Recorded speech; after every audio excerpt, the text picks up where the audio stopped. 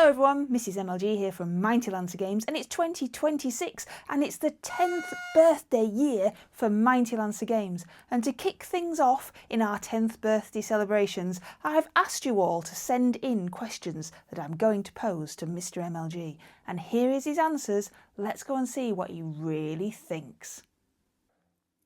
Tomath asks, was there a particular thing which led you to starting Mighty Lancer Games, or had that always been the dream? For a long time, I've thought about how cool it would be since being a teenager. Getting into the hobby in my very early teens, thinking how cool it would be to have a model shop or a game shop. But that dream kind of took a sideline to real life, and I had a proper corporate job, basically. And at some point towards the end of my career in that job, they put us at risk of redundancy. And Mighty Lancer Games, as it is now, started as a project that would sustain me were I to be made redundant from my job, because there were a lot of redundancies occurring. And then I didn't get made redundant. So for several years, I ran Mighty Lancer Games, and we had started employing staff to run the business day to day and what have you, while I carried on with my day job. And then eventually I was offered a voluntary redundancy from the business, and Mrs. MLG very kindly said that it was okay if I followed my dream and gave up the regular pay and company car and all of the other bonuses that came with my day job, and took the money and ran, and then got to live the dream every day of running my own game store and not having to do running my own game store and a day job at the same time. So here we are, 6 years later down the line. We purely get all our income from Mighty Lancer Games, which is why we're poor. Davey asks, what was the hobby or the game that got you into it all? The hobby that originally started me out in modelling and all the rest of it was building Airfix and Tamiya kits with my dad when I was a kid, and then progressing through to build stuff on my own, and then picking up a copy of White Dwarf, seeing some of the fantastic stuff in there. And then what really kind of drove it home in terms of delivering on tabletop gameplay for the first time was Hero Quest. Like a lot of people got started with Hero Quest. My brother actually got Hero Quest, the board game, for Christmas, and between us we painted all the minis and we just played it all the time through all the different scenarios and all the expansions, making up our own adventures for the characters. And that was really my first intro into kind of like a fantasy dungeon crawling RPG style game. So escalated quickly from there with the foundation of the 40k, the Space Marines that I was working on, and then some Eldar. And Blood Bowl featured very early in my tabletop gaming journey as well. So just snowballed very, very quickly through into the absolute magpie worth of collection that I have today. John the Templar asks, do you remember what your first ever sale was? I do. It was is forever ingrained in my mind, because it was our first proper sale through our own website, Mighty Lancer Games, and it was a copy of the Zombicide board game, which we sold to one of our existing and returning customers, someone who comes and plays regularly in the shop, is part of our Blood Bowl League and what have you. He's someone that I've known for a long time. He was our first ever online customer. And we're very grateful for him getting the ball rolling for us. Mr. MLG, Dale's got a question for you. Okay. If you were to wake up in a game world, which game world would you want it to be?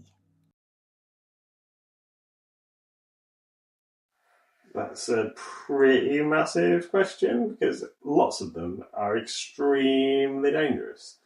And I think that I might get murderized in most of them. What game world would I want to be in? I think perhaps I would like to exist in the Blood Bowl setting, not to be a player, but so that I could attend a couple of matches as a spectator and see all the craziness that happens firsthand, all the mayhem and murder on the pitch could be quite an exciting watch. Craig Utley asks, what's the most rewarding aspect of owning a game store, and what is the most challenging aspect? Definitely the most rewarding part of owning a game store is seeing all of the happy, smiley people who get to come into store, find exactly what they're looking for their hobby, and come into store and play with those minis and like just explore their hobby for themselves. So the folks that come and they sit and build stuff at the tables in our gaming space, the guys that are coming and playing D&D, and just hearing like the laughter as craziness happens in their games and cinematic moments play out on the tabletop. That's the most rewarding part of owning the store. I think it's the sense of community and enjoyment that comes from our hobby. That is absolutely it. And what's the most challenging aspect? The most challenging aspect of owning a game in store is finding time to do everything that needs to be done. Is there is it's not all playing games. In fact, there is very little playing games involved in owning a gaming store. It is all of the other admin and like day-to-day stuff that makes keeping the wheels turning of a business like Mighty Lancer Games. All of that stuff is definitely the most challenging side of things. So we work some very late nights. I get up very early some mornings to try and find time to get some of these things done, so that when we actually get into the store during opening hours, we can do everything that needs to be done to carry everything on. That's honestly, that is the most challenging part. Stephen Barnett asks, what is the first mini you ever painted? The first sci-fi fantasy mini that I ever painted was one of the original RTB01 Space Marines, the plastic Space Marines. So I had bought a box of Imperial Space Marines. It was a fantastic plastic box set. Some people may remember. Contained 30 beaky Space Marines. I think it was $10.99 or $11.99 from what, like, I was going to say Warhammer, the Games Workshop store in Preston in Lancashire. I'd been on a little holiday with my parents, and I'd nagged them to drive me to Games Workshop in Preston so I could go and look at the awesome stuff that I had seen in White Dwarf magazine. And we went over there, and I spent ages. My brother was going out of his mind with boredom as I was wandering around, just round and round the shop, looking at all the cool stuff. And it was a toss-up between a box of 6 Warlord Titans for Adeptus Titanicus or the 30 Space Marines for 40k. And I finally settled after probably about an hour on the Space Marines. And then I had to wait about a week before we went back home and I could finally get it stuck together and paint it. All of them stuck together and painted. And because I'd seen in this White Dwarf magazine a fantastic Space Wolf, command squad, and the captain model that was the guy with the wolf helmet and the chainsaw and the bolt pistol, I knew that I had to paint them as space wolves. So that's what I did. I had a fantastic space wolf army out of those lovely beaky plastic space marines. And I've still got some. So based on that then, what made you pick up a white dwarf in the first place to know that then you wanted to paint these space marines? So I had always, from being very young, done various modelling airfix and Tamiya and other military models. And one day I'd gone shopping with my mother. We were in Beverley, and I was looking for a copy of Military Modeller, which was a magazine. I don't know if it's even still in print anymore, but it was a magazine that I was looking for in W.H. Smith's, because I wanted to be able to look at some of the cool dioramas and things that people had made. And they didn't have any, but they did have a copy of White Dwarf. I think it was White Dwarf 131, which was a Golden Demon special, where they had pages and pages of painted models. And that just, as soon as I picked it up and started flicking through and saw all the cool fantasy and sci-fi stuff that was in there, I knew that I was just going to be sucked into this world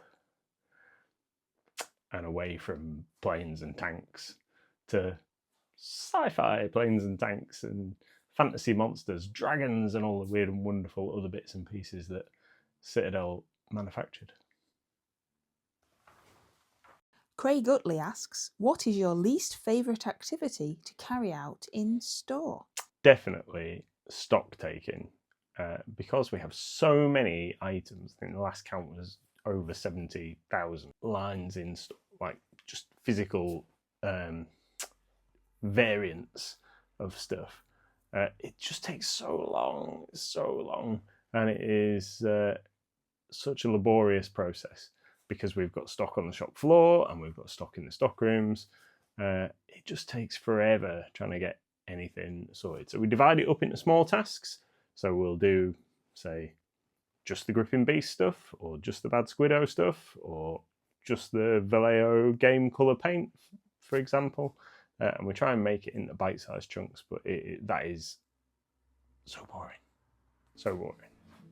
Oh, hi, Mr. MLG. Dead Reaper's got a question for you. He says, what are your plans for the future of Mighty Lancer Games? Well, short term, as you may know, Mighty Lancer Games is 10 in January 2026. So we are planning a whole stream of events and various charitable things to be happening throughout 2026. And further ahead of that, we're hoping to put a few things in place that will establish us as one of the household names of gaming in the UK. Craig Utley asks, what's your pet peeve?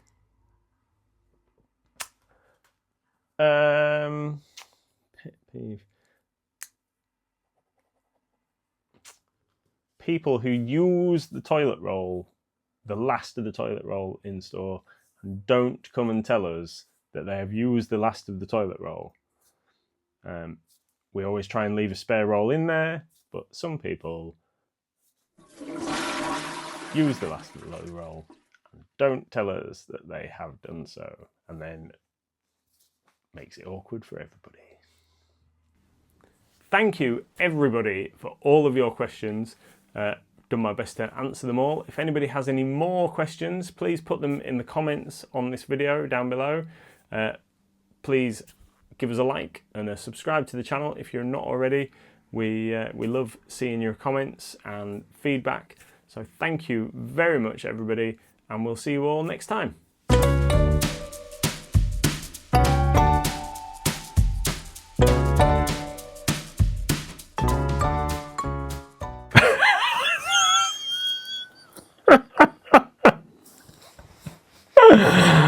Oh.